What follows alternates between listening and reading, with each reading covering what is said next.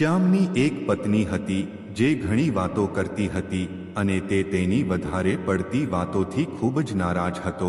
શ્યામને ખબર પડી કે એક મહાત્મા જંગલમાં આવ્યા છે.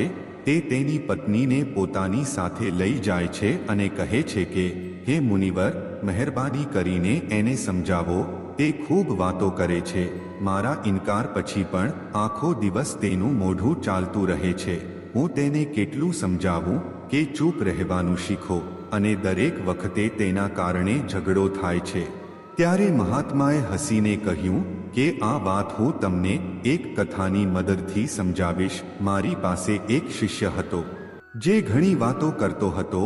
તે હંમેશા અહીં ત્યાં વાતો કરતો રહેતો અને ક્યારેય ચૂપ રહેતો ન હતો. જ્યારે તે દાન લેવા જતો ત્યારે તે દરેક ઘરમાંથી એક નવી વાર્તા લઈને આવતો.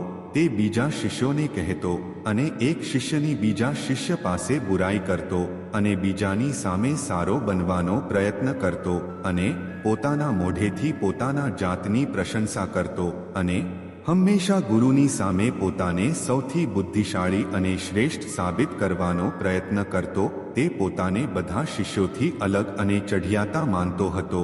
તેનું કહેવું હતું કે હું અમીર ઘરનું સંતાન છું. હું ચાહું તો આરામદાયક અને વૈભવી જીવન જીવી શકતો હતો, પરંતુ હું તે બધું છોડીને અહીં આવ્યો કારણ કે મારે શોધ કરવી છે. મારે મારી જાતને જાણવી છે, જીવનને જાણવું છે. એક દિવસ ગુરુએ આશ્રમના બધા શિષ્યોને બોલાવ્યા અને કહ્યું કે આવતા એક મહિના માટે તમારે બધાએ કોઈકને કોઈ સંકલ્પ લેવો પડશે. આ તમારી ઈચ્છા શક્તિને મજબૂત કરશે અને તમારામાં આત્મબળ વધારશે. તમે બધા તમારી ક્ષમતા અનુસાર કોઈ પણ સંકલ્પ લઈ શકો છો, અને જો તમારામાંથી કોઈનો સંકલ્પ એક મહિના પહેલા તૂટી જાય છે તો તે પોતાની જૂની દિનચર્યામાં પાછો ફરી શકે છે. બધા શિષ્યોએ પોતાની શક્તિ અનુસાર સંકલ્પ લીધા અને ગુરુને પોતાના સંકલ્પ કહીને ત્યાંથી જતા રહ્યા. પરંતુ એ શિષ્ય જે પોતાની જાતને અલગ બતાવવા માંગતો હતો તે સીધો જ ગુરુની ઝૂંપડીમાં પહોંચી ગયો અને બોલ્યો, હું કોઈ નાનો મોટો સંકલ્પ લેવા માંગતો નથી, પરંતુ હું એક મહાન સંકલ્પ લેવા માંગુ છું. કૃપા કરીને મને કહો કે મારે કયો સંકલ્પ લેવો જોઈએ. આ સાંભળીને ગુરુએ હસીને કહ્યું કે શું તમે મારા દ્વારા આપેલા સંકલ્પને પૂર્ણ કરી શકશો? શું તમારા માટે તે પૂર્ણ કરવું શક્ય બનશે? કદાચ નહીં, તે તમારા માટે શક્ય નથી. તમે તેને પૂર્ણ કરી શકશો નહીં, તેથી તમે જાતે જ કોઈ સંકલ્પ લઈ લો. શિષ્યએ કહ્યું, ના ગુરુદેવ, તમે મને જે પણ સંકલ્પ આપો તે હું જરૂર પૂર્ણ કરીશ. ગુરુએ કહ્યું, ઠીક છે, તો પછી તમે આવતા એક મહિના સુધી શાંત રહો. તમારા મોઢામાંથી એક શબ્દ પણ ન કાઢો. આ જ તમારો સંકલ્પ છે. શિષ્યએ કહ્યું, ગુરુદેવ, આ પણ કોઈ સંકલ્પ છે? તે ખૂબ જ સરળ છે. તમે કોઈ સંકલ્પ આપો જે મારી ક્ષમતાની બરાબર હોય. ગુરુએ કહ્યું, પહેલા તો તમે આ સંકલ્પને પૂરો કરી બતાવો. શિષ્યએ ગુરુની આજ્ઞાનું પાલન કર્યું અને તે જ સમયે મૌન થઈ ગયો અને પાછો ફરીને ઝૂંપડીની બહાર જતો રહ્યો. તેને મૌન રહેવું ખૂબ જ સરળ લાગ્યું. તેણે એક દિવસ તો જેમ તેમ મૌન રહીને કાઢી નાખ્યો, પરંતુ બીજા દિવસથી તેના મનમાં ન બોલવાનો ભાર વધવા લાગ્યો અને ત્રીજા દિવસે તેને ભારેપણું લાગવા માંડ્યું અને ચોથા દિવસે તેની અંદર એક વિચિત્ર બેચેની જોવા મળી, કારણ કે આશ્રમના બધા શિષ્યો એકબીજા સાથે વાત કરતા હતા. તે પણ તેમની સામે પોતાનો પક્ષ મૂકવા માંગતો હતો, તેમનું બોલવાનું બંધ કરવા માંગતો હતો, પરંતુ તેમનો સંકલ્પ તેમની આડે આવી રહ્યો હતો. આ રીતે થોડા વધુ દિવસો વીતી ગયા અને તે શિષ્ય બીમાર પડી ગયો. તેનું માથું ફાટી રહ્યું હતું. તેને ખાવા પીવાનું પણ મન ન થતું હતું. તે ફક્ત બોલવા માંગતો હતો. ગુરુ પાસે જઈને સામે બેસીને તેમણે લખ્યું, ગુરુદેવ, મારે બોલવું છે. હું ગૂંગળામણ અનુભવી રહ્યો છું. હું અંદરથી પાગલ થઈ રહ્યો છું. શું કરું? સંકલ્પ તોડી નાખું. આ સાંભળીને ગુરુએ સ્મિત કર્યું અને કહ્યું, હું તમને સંકલ્પ ન છોડવાનું કહેતો નથી, પરંતુ જે વ્યક્તિ પોતાનો સંકલ્પ પૂરો કરે છે તે તેની આંતરિક શક્તિમાં વધારો કરે છે. અને જે તેની આંતરિક શક્તિમાં વધારો કરે છે તે સમાજ અને જાગૃતિના માર્ગ પર આગળ વધે છે. સંકલ્પ લેવો એ પણ તમારા હાથમાં હતું અને તેને તોડવું પણ તમારા હાથમાં છે. તમારા ઘણા ભાઈઓ તેમના સંકલ્પ તોડીને જૂની દિનચર્યામાં પાછા ફર્યા છે. જો તમે તે કરી શકતા નથી તો તમે પણ સંકલ્પ છોડીને તમારી જૂની દિનચર્યામાં પાછા જઈ શકો છો.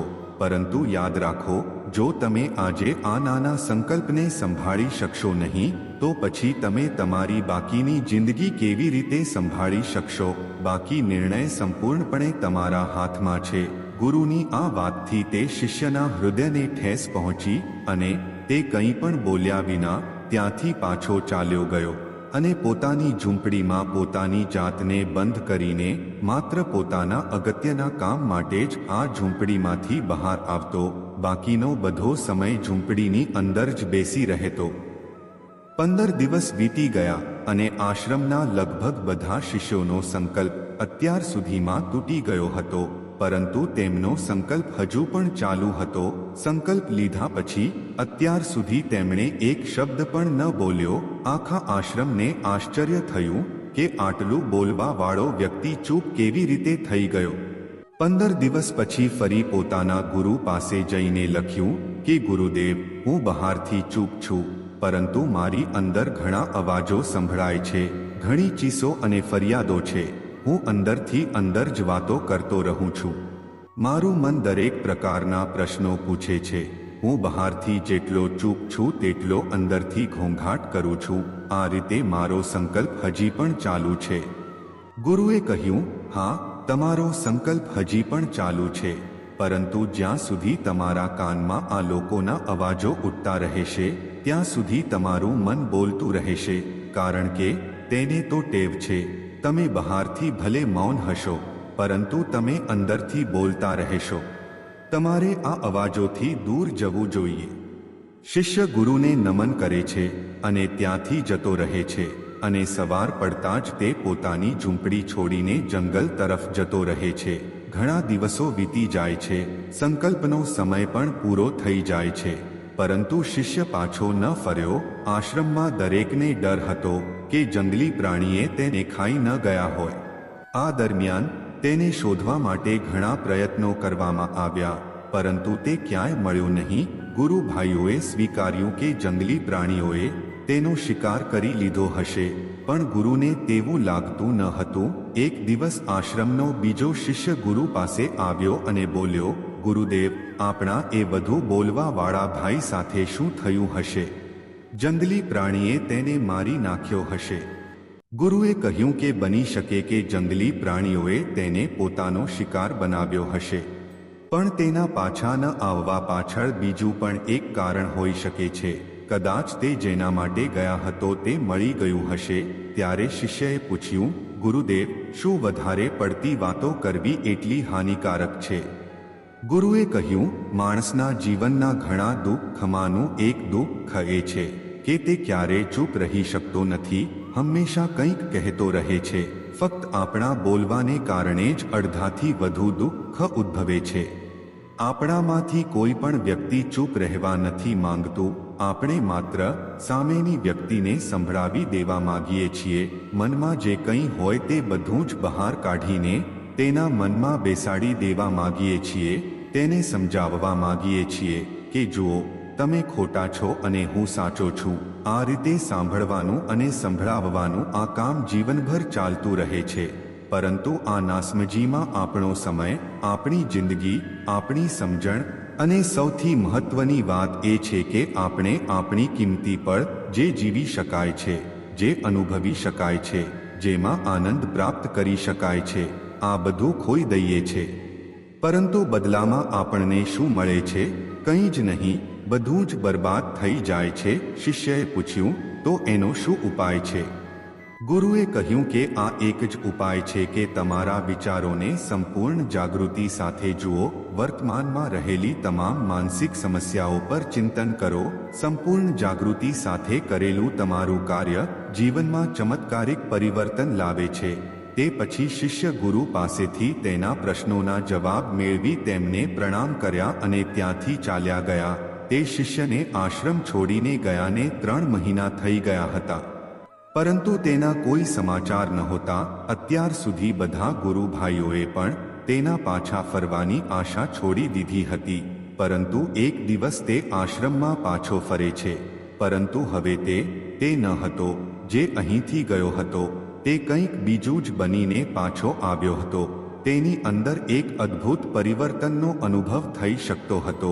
તેના ચહેરા પર એક અદ્ભુત ઠરાવ અને તેની આંખોમાં ખૂબ જ શાંતિ હતી. આશ્રમમાં આવતાની સાથે જ બધા ગુરુભાઈઓએ તેમને ચારે બાજુથી ઘેરી લીધા અને વાતો કરવા લાગ્યા. તેમણે પોતાના ગુરુભાઈઓ સાથે વાત કરવાનું પણ શરૂ કરી દીધું. તેમની સાથે વાત કરનારા તમામને લાગ્યું કે હવે તેઓ પહેલા જેવા ઉત્સુક અને વાચાળ સાથે થોડી વાર વાત કર્યા પછી તેઓ સીધા ગુરુ પાસે સારી રીતે અને મધુર રીતે બહાર આવી રહ્યા અને કહ્યું, ગુરુદેવ, શું હું હજી મૌન છું? શું મારો નિશ્ચય હજી ચાલુ છે? ગુરુએ થોડા સમય માટે શિષ્યની આંખોમાં ધ્યાનથી જોયું અને કહ્યું કે હા, તમે હજી પણ મૌન છો. તમારા મોઢામાંથી એક પણ શબ્દ નીકળી રહ્યો નથી અને તમારો સંકલ્પ હજી પણ ચાલુ છે. શિષ્યએ કહ્યું, ગુરુદેવ, આશ્રમમાંથી જ્યારે હું ગયો ત્યારે હું મુખેથી મૌન હતો, પણ મારી અંદર અનેક અવાજો હતા. મારા મનમાં અનેક સવાલો હતા અને તે અટકતા ન હતા. તેથી હું એવી આશા સાથે જંગલમાં ગયો કે મને ત્યાં શાંતિ મળશે અને મારા મનની વાતો ઓછી થઈ જશે. પરંતુ જેમ જેમ હું એકાંતમાં જતો ગયો તેમ તેમ મારી અંદરનો અવાજ વધુ મોટો થતો ગયો. તે પછી જ મેં અંદરનો જૂનો અવાજ સાંભળ્યો અને મને સમજાયું કે હું કેટલું ખોટું કરી રહ્યો હતો. જ્યારે હું મારા પરિવાર, મિત્રો અને ગુરુ ભાઈઓને ગાળો આપતો હતો ત્યારે મને લાગતું હતું કે હું સાચો છું. જ્યારે હું ગુરુ ભાઈઓની મજાક ઉડાવતો હતો ત્યારે પણ મને લાગતું હતું કે હું તેમના કરતાં વધુ સારો છું અને હું યોગ્ય કામ કરી રહ્યો છું. પરંતુ તે દિવસે મને પહેલીવાર સમજાયું કે હું કેટલા લાંબા સમયથી ખોટું બોલી રહ્યો છું. કેટલાય દિવસો સુધી આ અવાજો, આ ફરિયાદો મારી અંદર જ દોડતી રહી. પણ ધીમે ધીમે એક દિવસ આ બધા અવાજો મારી અંદરથી ગાયબ થઈ ગયા. હવે હું અંદરથી પણ ચૂપ થઈ ગયો. એ ગાઢ જંગલમાં બહારથી બોલનાર કોઈ નહોતું અને અંદરથી કોઈ અવાજ પણ બચ્યો નહોતો અને મને એ દિવસે પહેલીવાર મૌનનો સાચો અર્થ સમજાયો. મારી આસપાસ ઘણી શાંતિ હતી, જો કે હજી પણ કેટલાક અવાજો આવતા હતા. બધા પહેલા આવ્યા હતા, પરંતુ હું તેમને પહેલા સાંભળી શક્યો નહીં. તે હવે સ્પષ્ટ રીતે સંભળાતા હતા. પવન ફૂંકાવાનો અવાજ, પક્ષીઓનો કલરવ અને વહેતો પાણીનો અવાજ. મેં આ બધા અવાજો સભાનપણે પહેલીવાર સાંભળ્યા. મેં મારી આસપાસ આટલી શાંતિ પહેલા ક્યારે અનુભવી ન હતી. તેથી આ શાંતિને ખલેલ પહોંચાડવા માટે મેં પહેલીવાર મારા મોઢામાંથી એક શબ્દ કાઢ્યો. મેં બૂમ પાડી, હે ભગવાન, આ કેવા પ્રકારની શાંતિ છે? બધું શા માટે આટલું શાંત છે? શું થયું છે? પરંતુ બૂમો પાડ્યા પછી પણ શાંતિ ભંગ ન થઈ. બહાર અને અંદર બધું પહેલાની જેમ શાંત હતું. ઓ ગુરુદેવ, મેં મારા ગુરુ ભાઈઓ સાથે વાત કરી, મેં તમારી સાથે વાત કરી. હું બોલી રહ્યો છું, હું ચાલી રહ્યો છું, હું બધું જોઈ રહ્યો છું, પરંતુ હું મારી અંદર, બહાર, ભીડમાં સંપૂર્ણપણે એકલો છું. ત્યારે પણ હું અંદરથી એકલો જ હોઉં છું. જ્યારે હું પોતે પણ અવાજ કરું છું ત્યારે પણ હું મૌન જ છું. હવે બધું દેખાય છે, બધું જ સંભળાય છે. ગુરુએ કહ્યું કે જ્યાં સુધી આપણે બહારની તરફ બોલતા રહીશું ત્યાં સુધી અંદર અશાંતિ રહેશે. પરંતુ જે દિવસે આપણે અંદરની તરફ વળીશું ત્યારે આપણા મોઢામાંથી કંઈ પણ નીકળશે તો પણ આપણે શાંત જ રહીશું. દુનિયાની બધી જ બુરાઈઓ મોટા ભાગે આપણા બોલવાથી ઉત્પન્ન થાય છે, કારણ કે આપણે મૌન રહેવા નથી માંગતા. આપણે જરૂર કરતાં વધારે બોલીએ છીએ. આપણે સામેની વ્યક્તિની વાત સાંભળવા માંગતા નથી, પરંતુ તેનું બોલવાનું બંધ કરવા માંગીએ છીએ. આપણે તેને સમજાવવા માંગીએ છીએ કે હું કોણ છું, હું શું કરી શકું છું, અને આપણા જીવનનો હેતુ બની જાય છે. આપણી બધી શક્તિ નકામા શબ્દોમાં વેડફાઈ જાય છે. આવા સમાજમાં લોકોનું જીવન દુઃખથી ભરેલું હોય છે, જેઓ હંમેશા અને બીજાને સંભળાવવામાં વ્યસ્ત રહે છે, ક્યારેક એકબીજાને સાંભળવાથી તેમને નાના હોવાનો અહેસાસ થાય છે. વિશ્વની બધી લડાઈઓનું કારણ આપણી વાણી જ છે, તેથી આપણે જરૂરી હોય તેટલું જ બોલવું જોઈએ, કારણ કે વ્યર્થ બોલવાથી ઉર્જાનો નાશ થાય છે અને આ જ બોલવાથી આપણને આપણા આંતરિક મનમાં પાછા ફરવાની મંજૂરી મળતી નથી, કારણ કે તે આપણને બહારની તરફ ખેંચી લે છે. આંતરિક સંસાર તરફ વળવું હોય તો આ મુખ બંધ રાખવું જોઈએ.